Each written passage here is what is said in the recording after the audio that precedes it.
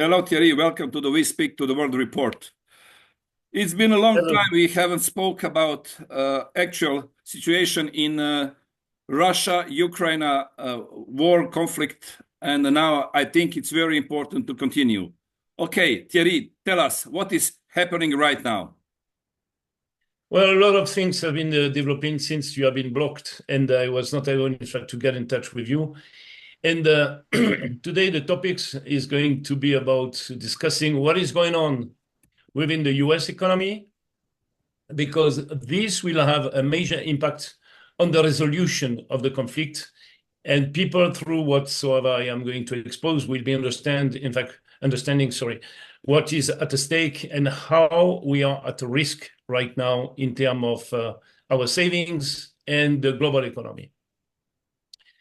So you remember I was exposing what are the problem of the debt in the United States, and I have been digging into this problem a little bit deeper to understand what was the mechanism implemented and what we were exposed to.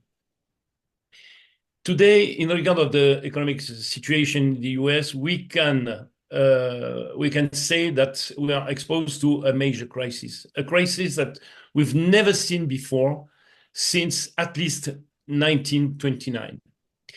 We are facing a structural, conjunctural, and systemic crisis. This is a sort of coordinations of different things that we have been seeing in the past, meaning the reason of the 1929 crisis, which was a tariff imposed by the president that was, I think it was Roosevelt, if I remember, to solve, in fact, the debt of the United States. We are facing also a bubble crisis with the artificial intelligence funds that's been flowing inside the US economy, and we will go through this in detail. We are facing also a financial crisis due to the amount of debt and the way that the debt has been implemented again in the fashion of whatsoever we have been seeing in 2008. And also, this is on the background, and on the background, we have like geopolitical risk and the BRICS that has been implementing, in fact, the de-dollarization. So let's go through each item at a time. We are seeing right now that the federal government is facing an amount of debt that implies reimbursement of $1.1 to $1.2 trillion every year, which is the second biggest item within the US budget. They are in panic. They are releasing right now T-bonds massively, and they are not finding anybody, in fact, to buy them. Japan has been refusing, in fact, to buy the T-bonds of the United States. China is selling the T-bonds, and whatsoever come to maturity, they are not replacing them. We are facing also monetary policy from the Federal Reserve indexed on quantitative tightening, meaning they want to withdraw from their assets an amount of cash that has been flown in the way that they will be reducing the inflation. And what we're seeing right now is that a massive amount of money has been flown within, in fact, the artificial intelligence. But the way it has been done is kind of strange because we are facing what we call circular investment. If you look at the way that the companies they are investing with each other, it makes their results blown by the massive injection of funds, but this is not based on the real economy. Let's look at a small example. Oracle is investing in OpenAI, massive amount of money. OpenAI is buying the processor of NVIDIA. NVIDIA is investing in Oracle. So basically, you see like a circular schema of money that is flowing from a company to another one, and they are taking into account this amount of investment within, in fact, their results, which is not, in fact, resulting of real economy and real, how to say, sales activity. If you look at the sales of ChatGPT, for example, it is $12 billion. And the company has been massively invested at the level of $500 billion. So if you make the ratio, you're just recognizing the fact that the price per earning ratio is about 50. This is exactly what we have been seeing within, in fact, the internet bubble in 2001. Most of the companies at that moment, most of the PE ratio of the companies at that moment was around 39. What we're seeing right now is the PE has been increasing to 42 to 45, and some companies goes over the roof. Look at Tesla, for example. Their PE is more than 320. The Palantir PE is 593. This is completely nuts. Please, can you explain to our audience what is this? It's repayment on investment. No, the PE is the price per earning, meaning this is the price of the stock, okay, versus the amount of money they are making every year. And generally, this ratio, if you want to be rational, it should be between 12 and 20. So you can, if you look at, for example, the 20 biggest company in USA right now, this ratio is between 40 and 50. This is completely nuts. It doesn't make any sense on the economical point of view. Now, when you are looking at what we call the Buffett index, which is coming from Warren Buffett, the famous billionaire. Buffett is measuring the total assets constituted by all the companies on the stock market, on the Dow Jones and Nasdaq, and he brings it, in fact, to the GDP. And the ratio generally should be, let's say, 50 to 100%. Today, we are seeing that this ratio is about 225%. It means that there is like an over-evaluation of the stock market, and this is extremely dangerous. In 2001, during the bubble crisis, internet bubble crisis, this ratio was 145%. So you can see that there is a major problem of evaluations of the stock market, because people are investing due to the fact that the dollar is debased. It's losing its value. So basically, people prefer to invest in the stock market than keeping the cash inside of their account. Now, there is another problem due to the fact that during 20 years, 15 years after the 2008 crisis, most of the CEOs on the stock market has been leveraging zero interest money, in fact, to raise cash from the Federal Reserve to buy back, in fact, their own stock option. This is helping, in fact, the stabilization of the company, but they are using it, in fact, to distribute themselves stock options to get some bonuses. But right now that the interest rate has been increasing massively, they need to reimburse this debt. And this is a major problem because the rate is pretty high and the amount of money that has been borrowed is very, very high. If you look at the debt, how do we say, the debt margin that is applied on the stock market, we talk about a bubble of $1 trillion. If by a terrible event, the market is dropping, what is going to happen is that they will face what we call margin call from the SEC. And they will have to reimburse, because if they don't, their assets will be sold. And this will be going into a spiral of debt that is absolutely catastrophic. Now, let's look at what is happening in regard of comparison with 2008.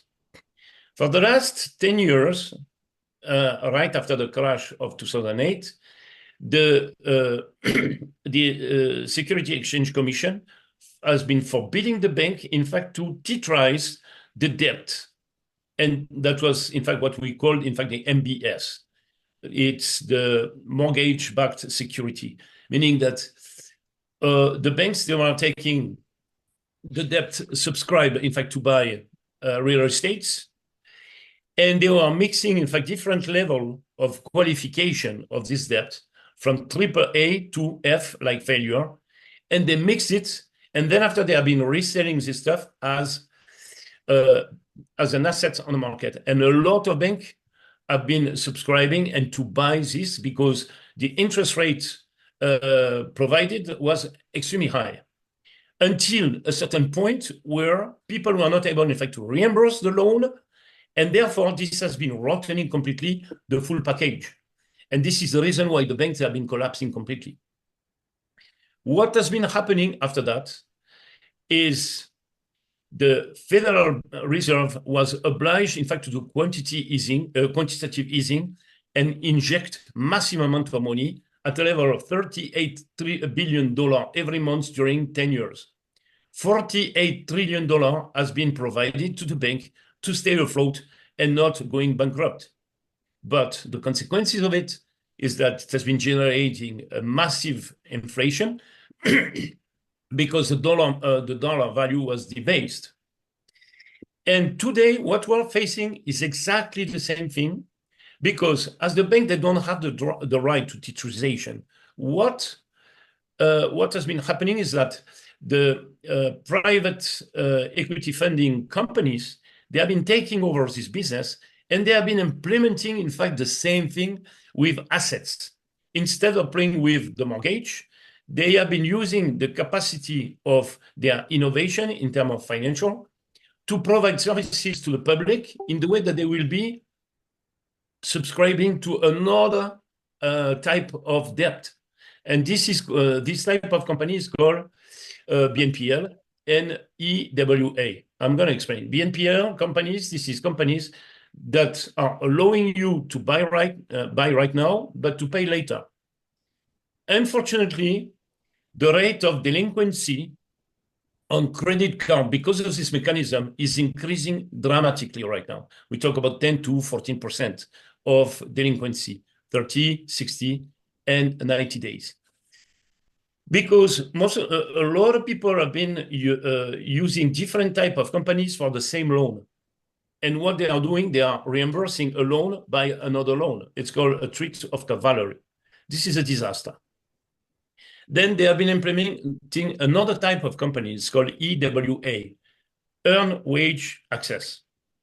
So basically, people that do not have the right for credit, they are addressing themselves to this kind of company in the way that they can have access to a certain amount of money on their salary. So basically, there is a deal between their employees, this third party, and themselves.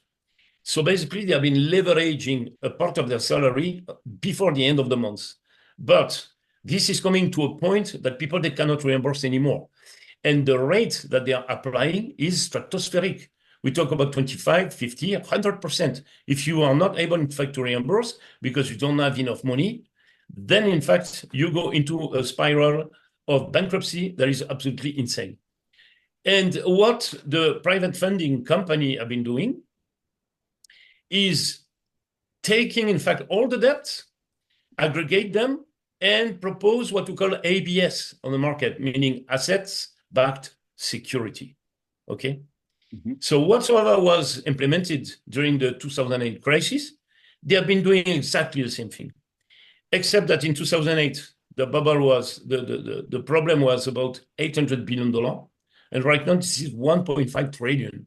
So basically, if you look at the over-evaluation of the stock market, you look at this liquidity crisis, because the bank, they have been understanding that there is a big problem. And what they are doing right now, they are retaining the cash, they are sitting on it, and they are very scared about the next step, because they have been buying this kind of security on the market. And we don't know at which level, who is involved at, and when they will have, in fact, to reimburse, and when they will have what we call a margin from the Security Exchange Commission. So basically, this, how to say, this convergence of problem are putting on the US economy a major pressure. So you are going to tell me how this is impacting, in fact, the resolution of the conflict between Russia and Ukraine. It's very simple. You remember what has been happening during the first mandate of Donald Trump. Yeah. He had to face a major health crisis, okay? And he was accountable for it. And therefore, this is one of the reasons why he has been losing the election. Beside, in fact, the fraud that has been perpetrated by the Dems, okay? Because we know about it right now.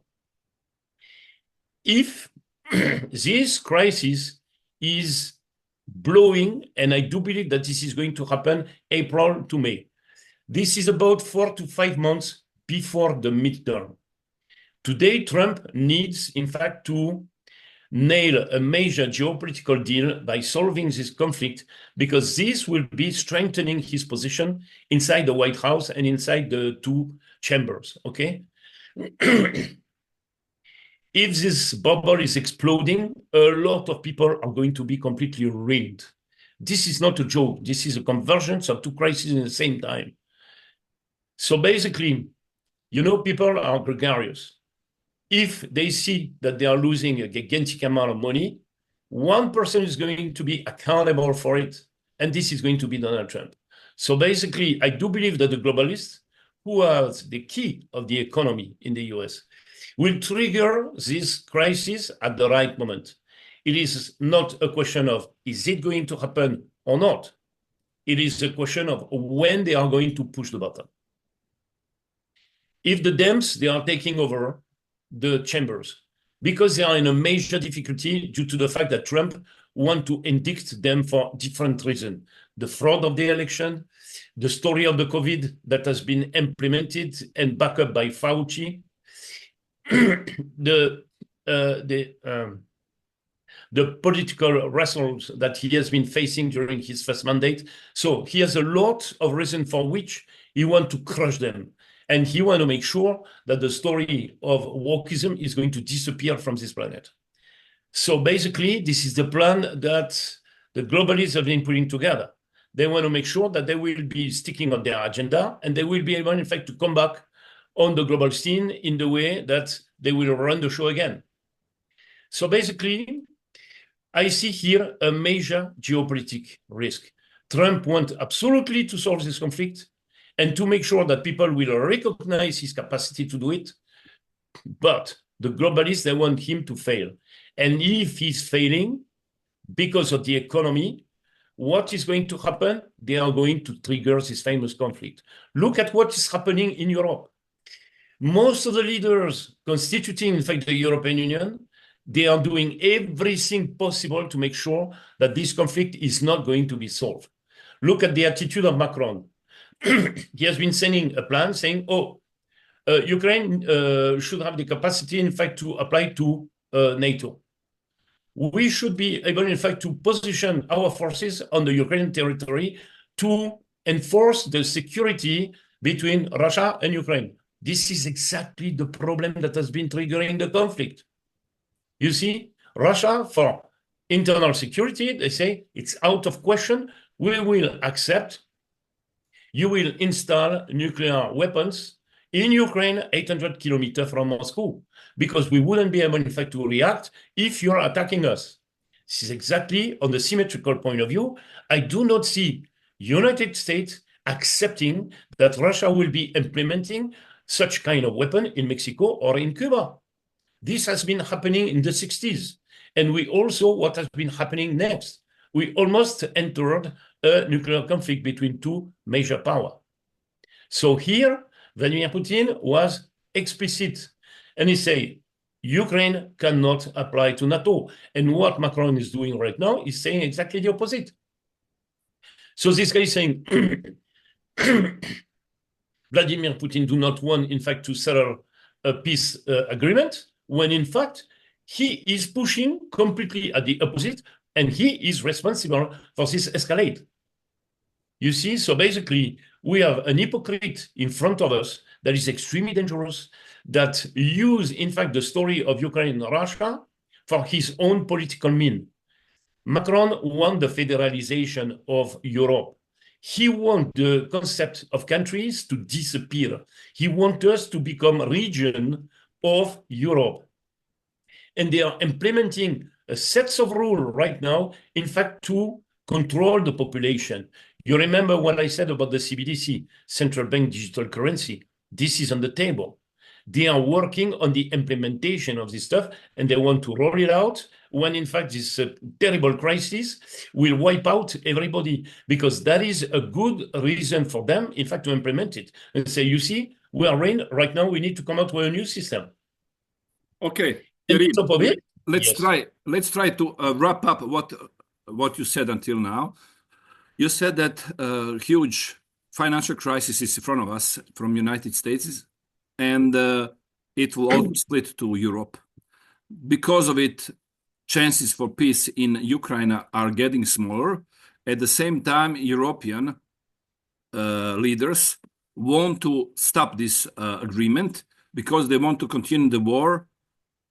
And the main motive for them is to implement this federalization together with central bank digital currency, and they can do it only in situation of total war and crisis. Exactly. Look at whatsoever rules they are implementing, in fact, to control the speeches on the social network. And you have been one of the victims. They have the DSA that is about, in fact, to control whatsoever people are saying. And now they want to install the chat control, meaning they want to read whatsoever you're writing before you send it.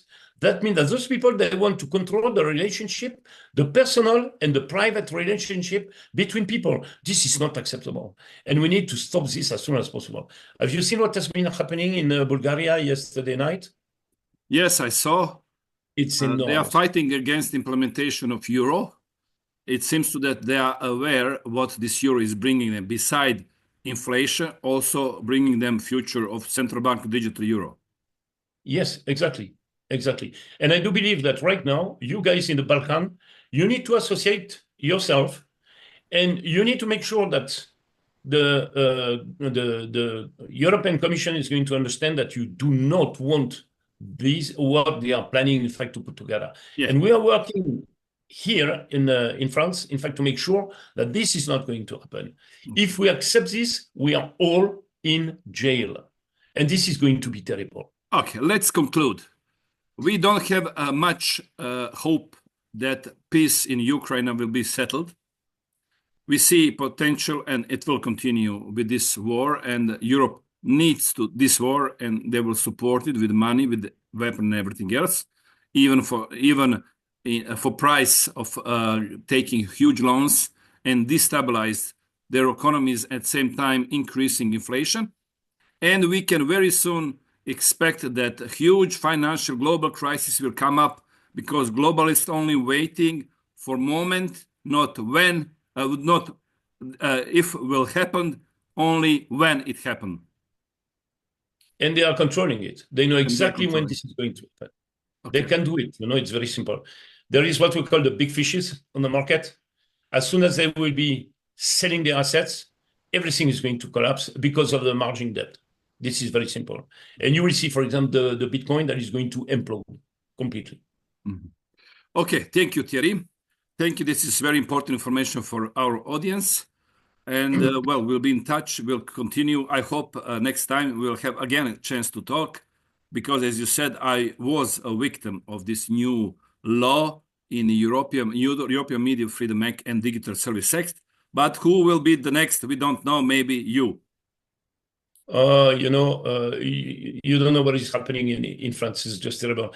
We have a number of people that are getting suicided. That is starting to be very scary. And actually, I am fearing for my life because I'm not suicidal. And I have a lot of people around me that has been suicided.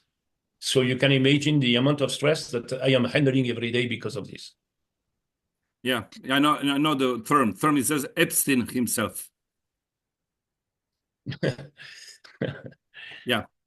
Okay. Thank you, Thierry. I wish you all the best. Thank you very much, Andrija. Have a good day.